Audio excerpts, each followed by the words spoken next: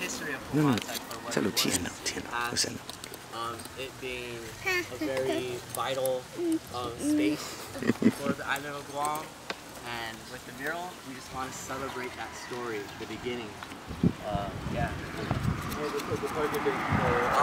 Our expected date to finish is Mother's Day, which is basically celebrating Pomuna, the mother of our island. And yeah, so Mother's Day is our end date. That's our shoot date. Joe Quinata, president of Humatak, and also the representative of Humatak Community Foundation.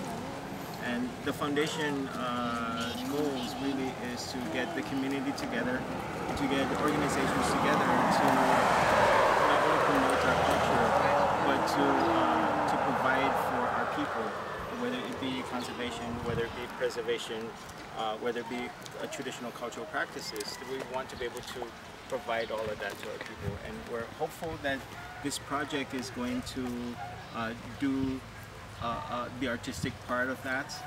It's going to educate our people about our history, as well as the part of the mural is